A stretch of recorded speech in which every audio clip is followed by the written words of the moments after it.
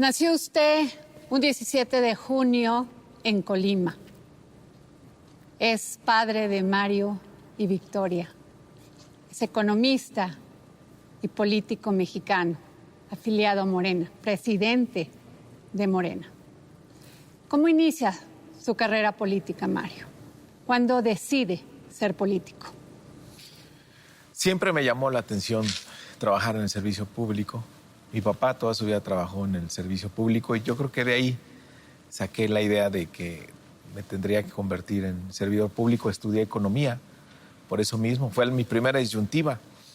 En aquellos tiempos de principios de los 90, estaba muy de moda todo el tema de la computación. Tengo muchos amigos ingenieros en computación que son mi generación, pero yo decidí estudiar economía porque ya tenía la idea de dedicarme al servicio público. Y quien me da mi primera oportunidad es Marcelo Ebrard, trabajando como su asesor en la Cámara de Diputados. Él era diputado independiente en aquella histórica legislatura de 1997, cuando fue la primera que el PRI no ganó la mayoría. Y ahí entré a trabajar yo como asesor del diputado Marcelo Ebrard. Estudió usted en Inglaterra, en la Universidad de Essex. Estudió en el ITAM. ¿Es usted aspiracionista? ¿Es Sí. usted de clase media? Siempre estudié becado, además de esa clase media que sufría en su casa las crisis de los 80. De repente mi papá tenía que vender su coche, o de repente llegaban y nos embargaban la televisión en las crisis recurrentes de los 80. Entonces yo me gané una beca desde la preparatoria, para estudiar la preparatoria, después para estudiar acá en México en el ITAM y después en Inglaterra. De esos préstamos que te daba el CONACYT y además yo los pagué. ¿Estudió usted economía? Estudié economía. ¿Por qué economía? Porque justo por esta vocación del servicio público, muchas cosas influyen, ¿no? Yo tengo un tío que es también doctor en economía, entonces yo tenía admiración por él y fue varias cosas las que influyeron para esa decisión. Y a lo mejor a ti te pasó lo mismo, muchos que nos están viendo. Realmente siempre hay algo de incertidumbre cuando decides qué estudiar, ¿no? Y después la vida te va enseñando el camino. ¿Regular el mercado? El mercado no se puede regular. Lo que puedes regular es la acción de la participación del Estado de nuestros mercados, porque es falso que los mercados sean libres. Uh-huh. Los mercados los va orientando también la acción del gobierno. Y el gobierno justamente debe compensar lo que no hace el mercado. ¿Es usted liberal? Sí, progresista. Defíname eso, por favor. Yo creo en las libertades, creo también en la justicia social, creo que podemos ser mejores todos en conjunto si no hay tantas desigualdades, si no hay privilegios para uno y hay pocas oportunidades para la mayoría. ¿Es posible que en México haya justicia social? Absolutamente, creo que lo está demostrando este gobierno con una inversión histórica en programas sociales que antes no se hacían. Por ejemplo, subsanar esta falta de un sistema de seguridad social para toda la población, subsanarla con una pensión que ahora es un derecho constitucional para los adultos mayores. Eso es un acto de justicia social. Es un acto de justicia social, no solo que la Constitución diga que es gratuita, uh-huh, sino que aquellos que, aunque es gratuita, tienen desigualdades y no pueden asistir a la escuela, tengan el apoyo para poder asistir a la escuela. O el caso de los servicios médicos también, que sí, es un derecho, pero de cualquier manera la gente tenía que gastar. Entonces, esta inversión en la gente, esta inversión en el gasto social, es un acto de justicia social. Sin embargo, sus adversarios dicen que todos estos programas sociales pueden ser electoreros. Sí, porque están acostumbrados a lo que ellos hacían. En el pasado, sí, efectivamente, los programas sociales se utilizaban de manera electorera. Se lucraba con la pobreza de la gente. ¿Cuál es la diferencia ahora en el gobierno de Andrés Manuel López Obrador? Que son derechos establecidos en la Constitución y son universales. Es decir, la pensión para los adultos mayores, el requisito es que cumpla 68 años, no que milites en el PRI o que milites en Morena o que milites en el PAN. Es absolutamente libre quien tiene acceso a ese derecho. Lo mismo en servicios médicos, lo mismo en las becas para los niños y las niñas. Es una visión completamente diferente a la que hubo en los gobiernos neoliberales, donde además la visión de fondo es que tienes que combatir la pobreza solo en pequeños grupos y no con una visión, digamos, más horizontal, más general, de la que la pobreza no distingue. Sin embargo, se contrapone a veces con las finanzas públicas. Sí, esto hay que hacerlo con responsabilidad en las finanzas públicas. Ahora, lo que es impresionante es que este gobierno ha logrado incrementar la inversión social como nunca antes sin aumentar impuestos, sin endeudar al país y sin usar el aumento de los precios de los energéticos como una medida recaudatoria como se hizo en el pasado. Entonces, cuando viene de un mayor esfuerzo recaudatorio, que ahora sí pagan impuestos quienes deben de pagar, ya no es una concesión que algunos pagaron impuestos y otros no, que no hay despilfarro en el gobierno, no hay lujos, no hay privilegios y que se combate la corrupción. Entonces, esa reorientación del gasto público pues tiene un impacto tremendo en aminorar la pobreza y que haya justicia social de la que estamos hablando. Usted ha dicho que cuidar la economía de las familias pasa por políticas económicas que mantengan la estabilidad, generen crecimientos y combatan la desigualdad distribuyendo las finanzas públicas de manera justa. Sin embargo, quienes se han visto más afectados ha sido precisamente la clase media. No hay discurso para la clase media. No, yo creo que hay falta de comunicación con la clase media. A ver. ¿Por qué? ¿Quién pagaba los costos de la corrupción?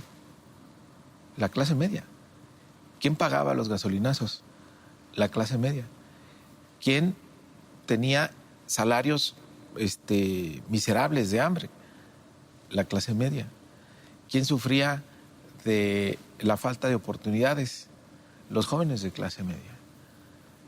¿Quiénes siguen todavía pagando el que tengamos todavía algunos monopolios en algunos productos básicos? La clase media. La clase media es la gran beneficiaria del combate a la corrupción. La clase media es la gran beneficiaria de que tengamos esta inversión social. La clase media es la gran beneficiaria de que tengamos estabilidad en la economía y que tengamos finanzas públicas sanas, que tengamos estabilidad de precios, que tengamos estabilidad en el tipo de cambio, que no haya gasolinazos, que el salario se haya incrementado ya en un más de 50% en estos 4 años, digamos, incluyendo la proyección del año que entra, que está en discusión, que será alrededor de 20%, que toda la caída que sufrió en los gobiernos neoliberales. Creo que nos falta comunicarnos cómo estas políticas de la Cuarta Transformación, el gran beneficiario es la clase media. Mario, sin embargo, estamos con un 7% de inflación. Sí, hay una parte de la inflación, la estamos importando, hay un aumento de precios en el mundo. ¿Producto de qué? De la reactivación económica que estamos viendo después de la depresión que tuvimos por el COVID. Las medidas restrictivas impactaron fuertemente la economía en México y en el mundo. Tienes ahora una reactivación económica donde te genera alguna presión inflacionaria, pero es absolutamente temporal. Tendrá el mercado que ajustarse. Creo que afortunadamente tenemos el potencial para seguir creciendo y el Banco de México va a hacer su función de controlar los precios. El aumento de precios. El presidente Andrés Manuel López Obrador siempre dice primero los pobres, pero no todos son pobres en México. Algunos han tenido capacidad o posibilidades de crecer en otros niveles económicos. ¿Por qué primero los pobres? Morena no es amigo de la clase media, de las otros. Quien le va bien no necesita la ayuda del gobierno. ¿Por qué primero los pobres? Porque la acción fundamental del gobierno es la de igualar oportunidades. Okay. Por esto, porque el mercado no es justo, digamos. El mercado es frío, ¿no? No todos, el mercado supone que todos tenemos las mismas posibilidades y eso es falso. Hay gran desigualdad y esa es la labor del gobierno. Entonces, a los que les va bien, pues no necesitan el gobierno. ¿Qué apoyos va a necesitar alguien? Pero pagan la democracia. Pagan sus impuestos, como todos. Ahí sí, impuestos democráticos. Todos tenemos que pagar impuestos. El tema es en qué utilizas el gasto del gobierno. ¿Cuál es el papel del gobierno? No nada más es ser un árbitro, como decían los gobiernos neoliberales, reducir el Estado al mínimo y que sea un regulador y que sea incapaz de controlar estas desigualdades. Porque finalmente eso te lleva a colapsar a la economía. Es decir, si solo piensas en los que les va bien y tienes una mayoría que les va mal, incluso a esos que les va bien, les va a ir terminando mal. Por eso es primero a los pobres, porque si les va bien a los que más lo necesitan, nos va a ir a todos en su conjunto. Además, es una visión humanista de qué país queremos, de qué tipo de comportamiento social tenemos. Creo que aquellos que piensan que deben seguir acumulando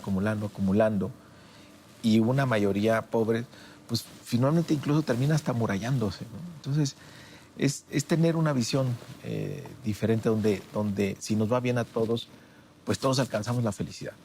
¿Cómo ve la iniciativa privada, Morena? Bien, son fundamentales, son quienes generan el empleo. Hay que procurar que tengan las condiciones, que no haya sobresaltos en la economía que altere sus posibilidades de inversión y que tengan confianza para seguir generando empleos. Usted ha dicho que la reforma eléctrica va. Sí. Porque ya es tiempo de que la energía en México sea para el beneficio de las y los mexicanos. Defendamos el desarrollo de energías limpias y precios justos para el pueblo. Sin embargo, pues está en litigio todavía estos contratos leoninos denominados por el gobierno federal. La inversión extranjera pues ha caído. En fin, hay un tema alrededor de la reforma de la energía eléctrica. La pregunta ahí es ¿qué queremos? Porque tenemos ejemplos... ¿Qué quiere Morena? Bueno, tenemos ejemplos claros de lo que no funcionó en otros países. Es decir, si das una participación excesiva a la iniciativa privada en el sector eléctrico, terminan volviéndose un monopolio y controlando precios. Y si no puedes, si ellos, digamos, se ponen de acuerdo para controlar los precios, pues los precios van a ir a la alza y eso afecta a toda la población. ¿Cuál es la propuesta de Andrés Manuel López Obrador? Cuando tengamos un mercado eléctrico, sí con la participación de la iniciativa privada, pero donde la Comisión Federal de Electricidad tenga la mayor parte del mercado.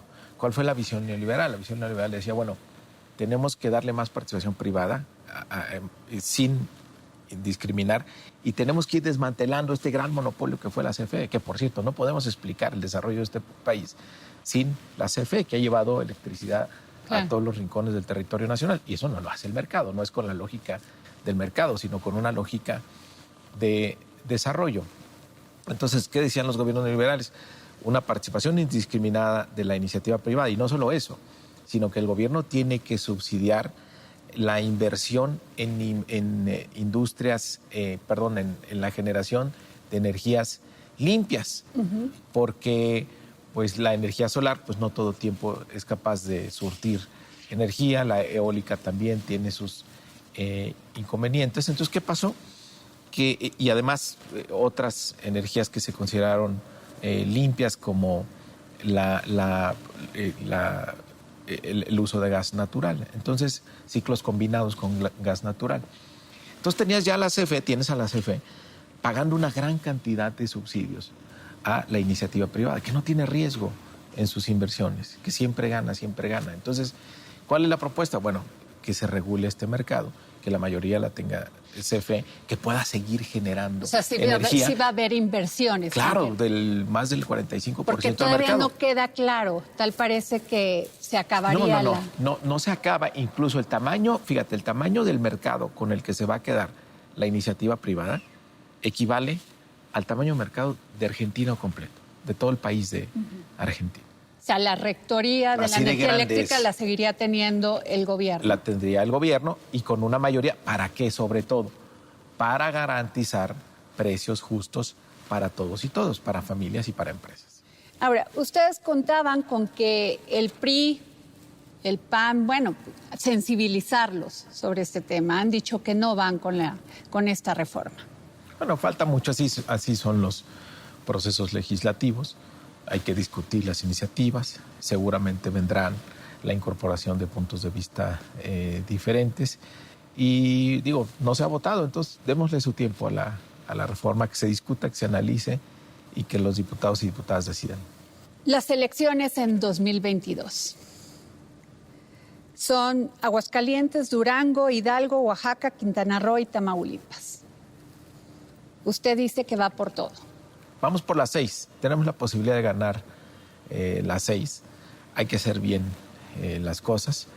Hay que elegir a los candidatos que tengan un mayor potencial de triunfo y hay que organizar a nuestro partido. Esa es la clave. Por encuestas.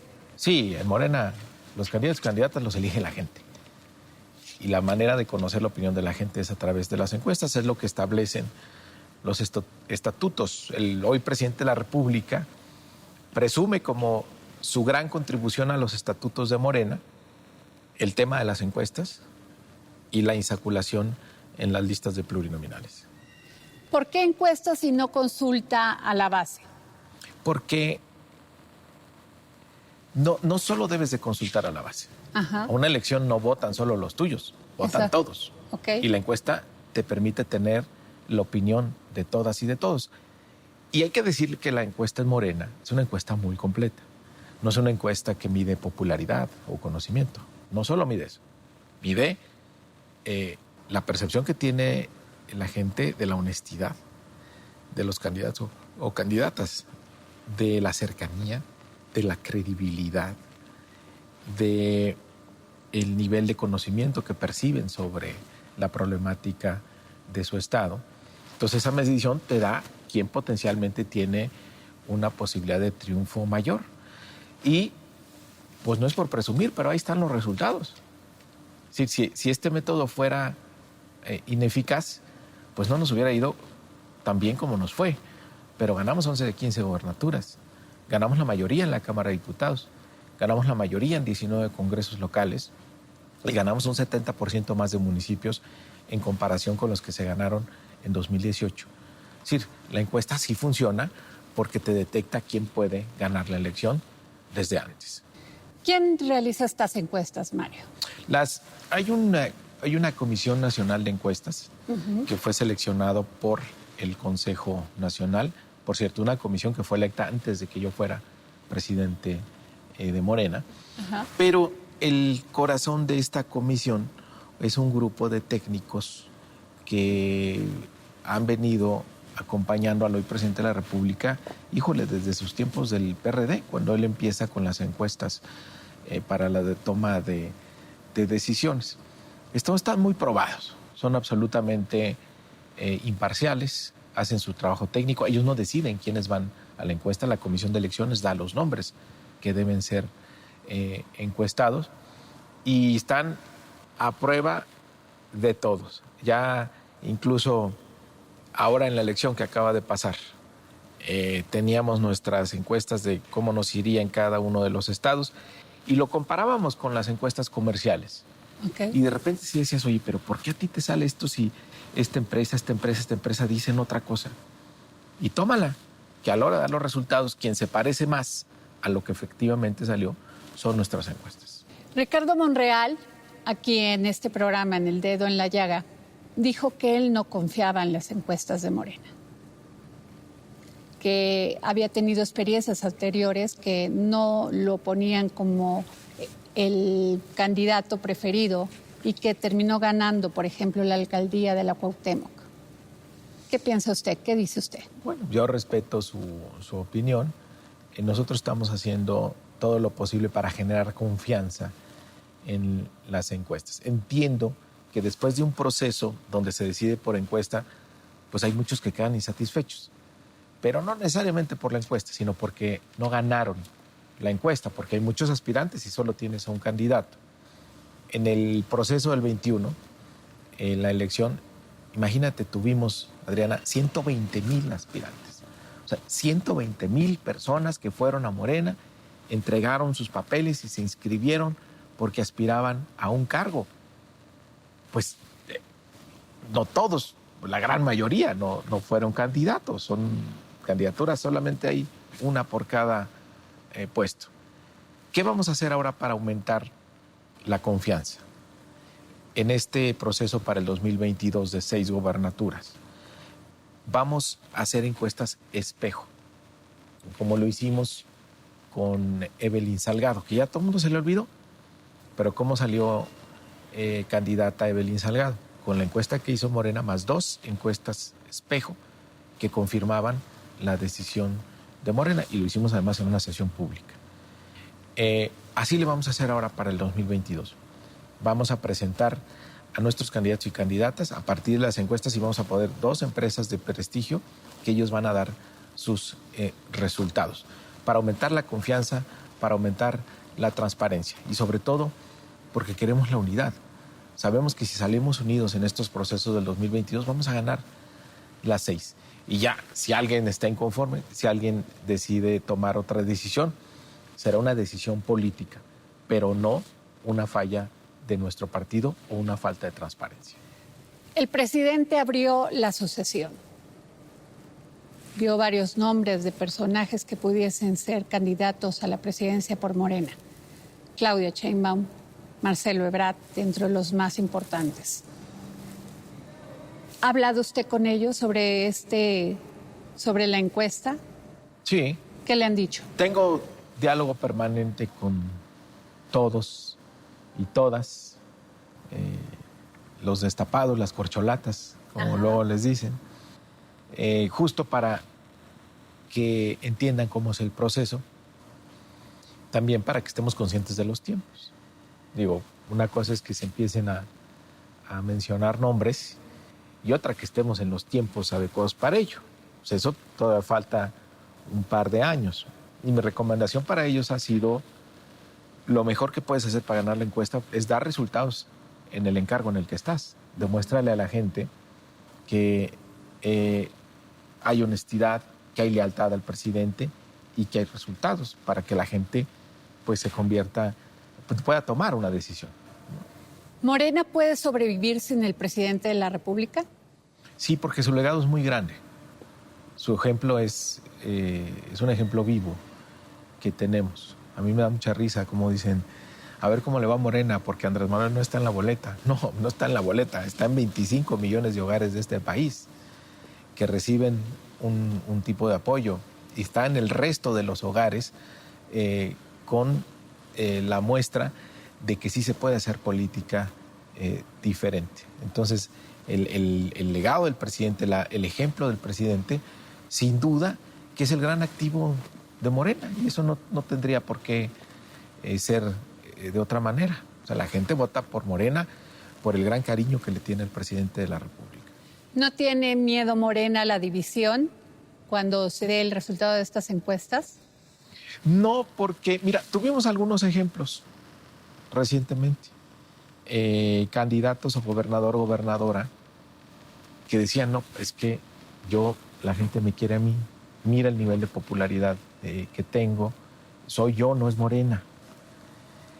Y resulta que no ganaban la encuesta porque, pues, las encuestas que ellos tenían, pues ellos las hacían, entonces siempre ganaban. Y se van de Morena, rompen con Morena, y se van y son candidatos por otro partido. Y pues viene el choque de realidad. Sacaron 2-3%. Y Morena, pues mantuvo la victoria. Es decir, no hay actualmente ningún político que valga más que Morena. La gente vota por Morena por lo que significa, por el proyecto que representa, por la afinidad y por el liderazgo del presidente Andrés Manuel López Obrador. Quien escuche el canto de las sirenas y piense que vale más su interés personal que el interés general de este proyecto, pues se va a equivocar. Mario Delgado, presidente nacional de Morena. ¿Hay dedazo en la elección de candidatos en Morena? No hay dedazos, lo decide la gente, lo decide el pueblo.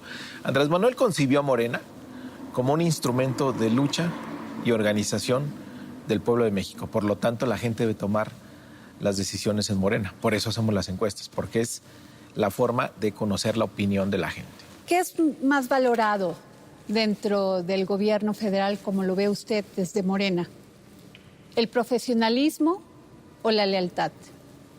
El servidor público debe ser una combinación de esos dos atributos. Y yo te agregaría otros más, como la honestidad y la pasión por servir a los demás. Tienes que ser profesional, es decir, dar resultados. Tienes que ser honesto. Antes no se consideraba ese atributo. Y tienes que ser leal a lo que representa este proyecto. No solo a la persona, no solo al presidente de la República, sino al proyecto que él representa, que es un proyecto transformador para México. Usted ha dicho que no le preocupa la alianza conformada por el PAN, PRI y PRD. Nos ocupa la alianza, pero ya los derrotamos una vez en las pasadas elecciones, en donde fueron en coalición, no nos ganaron una. Les ganamos 11 y 12 con nuestros aliados. Se juntaron también para quitarnos, arrebatarnos la mayoría en la Cámara de Diputados.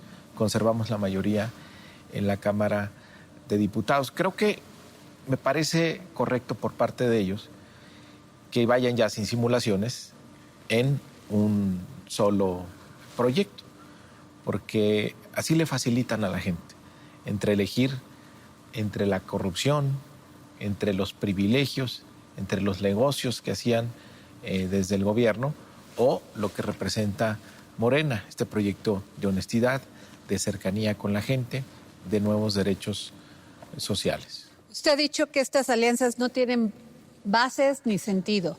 No hay base ideológica. Imagínate qué pensarían los fundadores del PAN, que ahora están aliados con el PRI. ¿O quién iba a pensar que el PRI hegemónico ahora terminara aliándose con la derecha para poder mantener su registro? Si bases ideológicas no tienen, ¿qué los une? Las complicidades. ¿Qué los une? La nostalgia de la corrupción. Pero, sin embargo, sí hay base ideológica para Morena aliado con el Partido Verde Ecologista y con el PT. Ahí te diría, ahí es muy fácil, porque nosotros tenemos un proyecto muy claro. Y esos partidos han decidido apoyar este proyecto. O sea, el partido que ha puesto la plataforma y el proyecto de nación es Morena. Y ellos se han aliado a este proyecto. No es que Morena haya tomado la plataforma del Partido Verde o haya tomado la plataforma del Partido del Trabajo, donde, por cierto, tenemos muchas coincidencias, sino que ellos han decidido apoyar este proyecto. Sin embargo, el Partido Verde fue quien más apoyó el tema de esta inversión a la energía eléctrica. Fue gran apoyador de estas políticas en sexenios pasados. Sí, porque en su momento pensaron que esa era la solución. Creo que ya a unos años de distancia está claro que no fue la mejor de las decisiones y que bueno que ahora estén apoyando, que vayamos en otra dirección, que se pueda corregir eso que no salió bien. ¿En política es válida la negociación o la concertación? No, la negociación siempre y cuando la hagas de cara a la gente, sin nada que ocultar, que no sean negociaciones debajo de la mesa, con toda transparencia. Usted ha hablado de la cuarta transformación y el feminismo son actualmente los dos grandes movimientos del país, mismos que buscan la revolución de conciencias para construir una sociedad justa e igualitaria. Así es, creo que el feminismo y la cuarta transformación son los grandes movimientos que tenemos actualmente en México y hay una coincidencia. Por eso el movimiento feminista es tan fuerte dentro de Morena. Por cierto, yo presumo que Morena es el partido de las mujeres, porque procuramos abrir espacios para la participación política de la mujer. Imagínate, Adriana, en los últimos 40 años solo tuvimos 7 gobernadoras en México y cientos de gobernadores hombres. Actualmente tenemos 6 gobernadoras de Morena, de las 7 que hay actualmente en funciones. En nuestra fracción parlamentaria, la mayoría son mujeres. De todos los diputados y diputadas que ganamos a nivel local, la mayoría son mujeres. Ahora el presidente acaba también de proponer al Senado la que será la primera gobernadora para el Banco de México, y tiene a 7 secretarias de Estado en su gabinete. Y no solo eso, ese, digamos, es la parte de abrir espacios. En la parte legislativa, a mí me tocó coordinar la pasada legislatura en la Cámara de Diputados. La utilizamos la legislatura de la paridad, por la gran cantidad de mujeres. Casi era ya una legislatura paritaria, y se dio un brinco muy importante en toda la legislación para erradicar todo tipo de violencias en contra de las mujeres, y esta reforma constitucional, que es única en el mundo, que garantiza paridad en todo. Mario Delgado, ¿Morena le ha cumplido a las mujeres? Morena le ha cumplido. No solamente Morena le ha en el partido, en a posiciones, en el gobierno federal, ¿le ha cumplido a las mujeres? Le ha cumplido a las mujeres, pero hay que considerar una cosa. La deuda histórica es enorme. O sea, el saldo del patriarcado y del neoliberalismo en contra de las mujeres ha sido terrible. Y por supuesto que no se ha acabado de subsanar. Creo que el sistema, todas las estructuras patriarcales crearon un sistema de opresión y de injusticia en contra de las mujeres que no se puede revertir en 3 años de gobierno. Pero es importante que se reconozca y que se esté trabajando para reducir esa deuda histórica. Ahora, yo soy un convencido de que mientras más mujeres participen en política, más rápido vamos a subsanar esa gigantesca deuda que incluso es hasta cultural. Feminicidios. No baja las cifras, sube. ¿Siente usted que el gobierno federal, la Cuarta Transformación, ha hecho algo para realmente importante para bajar la tasa de feminicidios en México? Es un asunto muy importante para el gobierno, de su máxima atención. Está claro por las cifras que no se ha logrado tener éxito. Es uno de los temas que se debe seguir trabajando. Pero de entrada, Adriana, te diría, ya no hay maquillaje de cifras, ya no se oculta este problema como se hacía en el pasado. Por más grave que sea, que se visibilice, porque si no, no hay manera de enfrentarlo.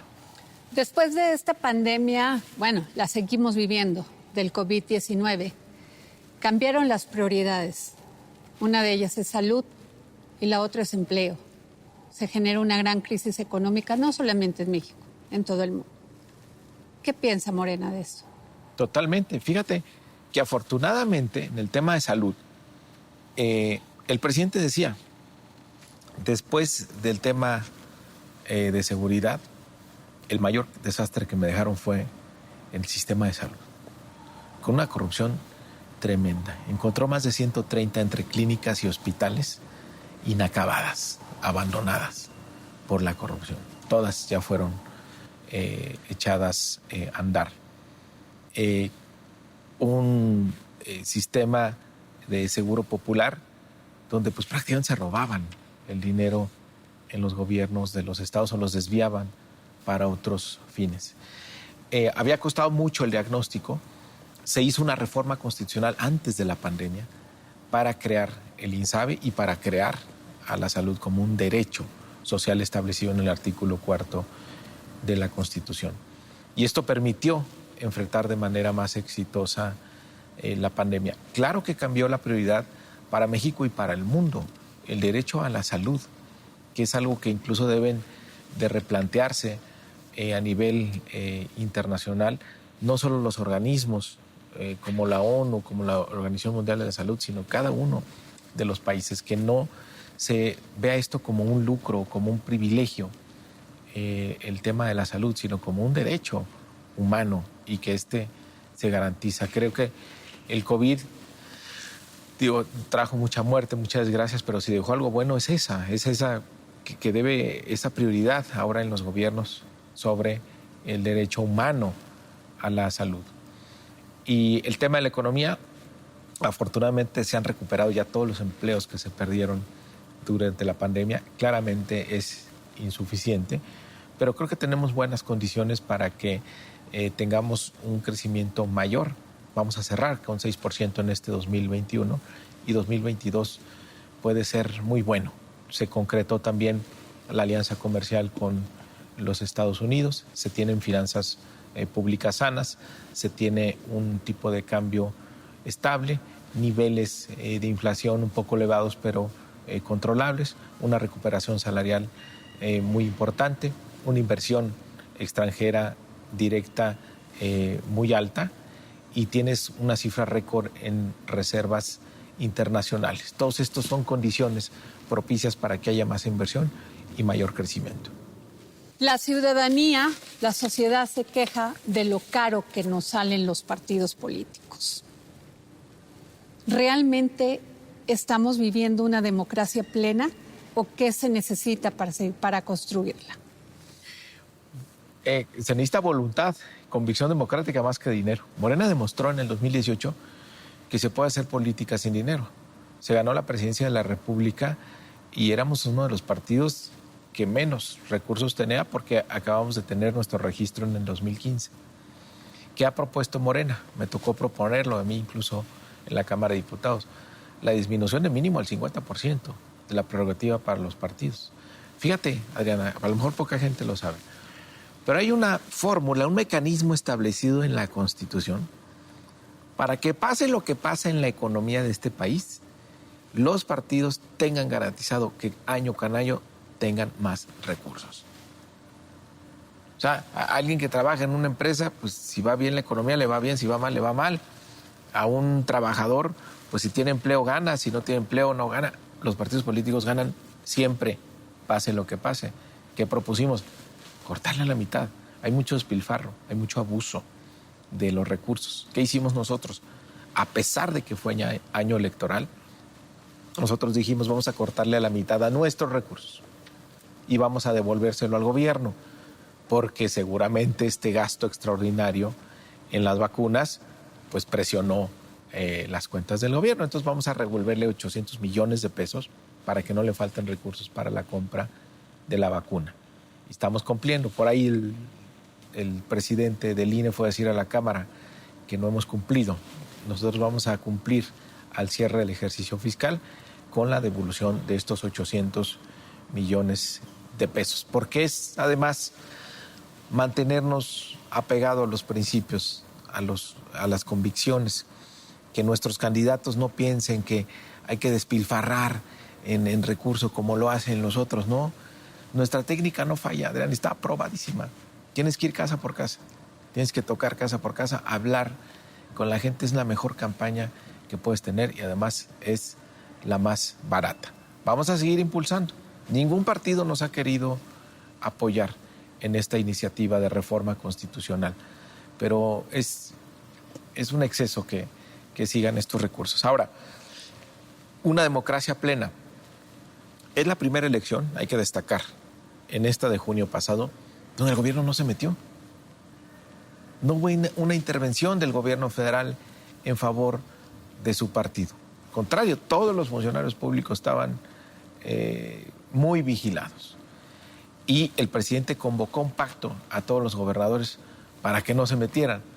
Pero la verdad fueron, lo firmaron y luego se les olvidó, porque sí enfrentamos la intervención de 25 gobernadores de oposición. Tal vez 2 que 3 hubo como excepciones. Pero avanzamos mucho en este sentido. Ahora, nuestra democracia está actualmente viviendo un punto muy importante, una transición muy importante hacia una democracia participativa. ¿Esto qué es? Que la gente pueda decidir de manera directa algunos asuntos importantes del país. Por eso son las consultas. Que se le pregunte a la gente directamente si quiere que el gobierno haga esta cosa o la otra, como la que acabamos de pasar de juicio a los expresidentes. Y vamos ahora por primera vez en la historia el próximo 10 de abril, si se juntan las firmas necesarias, a un proceso de revocación de mandato. Es decir, que la gente pueda decir que se vaya el presidente.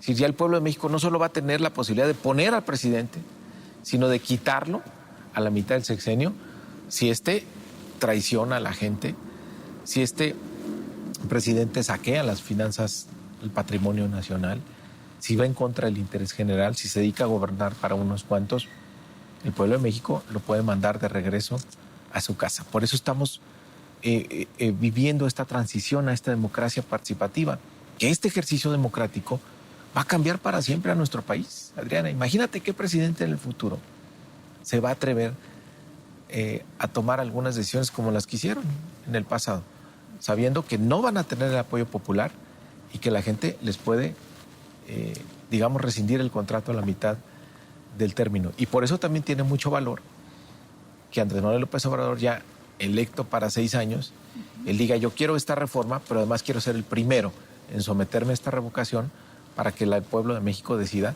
si continuamos con este proyecto transformador. ¿Y ustedes o no. confían, Morena, confían en el INE? Mira, siempre le damos un voto de confianza. Tenemos grandes diferencias con ellos en la forma en cómo ellos perciben el servicio público. O sea, ellos sí consideran que deben ganar más que el presidente de la República.